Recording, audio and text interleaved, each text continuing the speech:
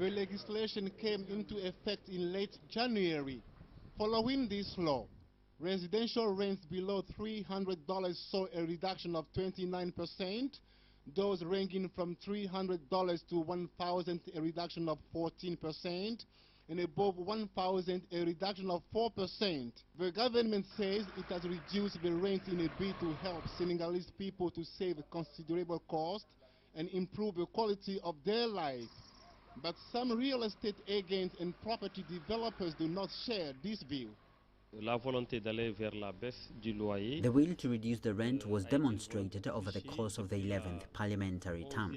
The members of parliament finally decided to pass the bill because the rent is very expensive in Dakar and Senegalese people are tired of it. This law is intended to benefit only tenants but not the landlords. You know, most of the buildings you see in Dakar have not been erected with our own funds. Many people go for bank loans to invest in the real estate sector. Some have already paid off their debts, but many still owe their banks money. I wonder how these landlords will manage to meet their obligations vis-à-vis their banks. The state of Senegal should take a look at that. I think it is not too late yet for the government of Senegal to review this law and find a formula which is acceptable to both the tenants and the landlords. Otherwise, the real estate sector will face enormous difficulties in the future. According to Senegal Trade Minister Mr. Alioune Sarr, about 122 billion CFA francs, almost 186 million euros saving could be made thanks to the rent reduction. Many tenants in Dakar welcomed the government decision. My rent was $90, but today the reduction has enabled me to save close to $26. I'm very pleased with the decision taken by the government of Senegal because with the $26 I save, I can pay food, water and electricity bill.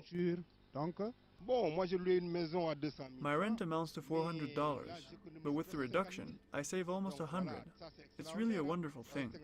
With $100, I can pay for a bag of rice, my children's school fees, which range between $30 and $40, and I can even open an account in a bank.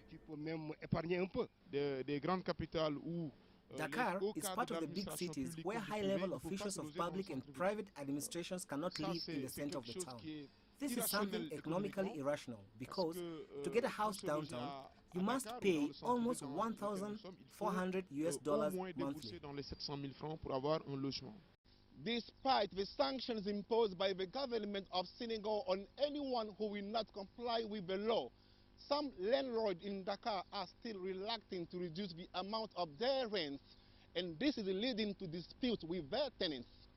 Dakar is home to about 22%, some 2.5 million residents, of the country's population. 50.9% of family heads in Dakar were rent payers, while about 42.4% were house owners. Kanon, CCTV, Dakar, Senegal.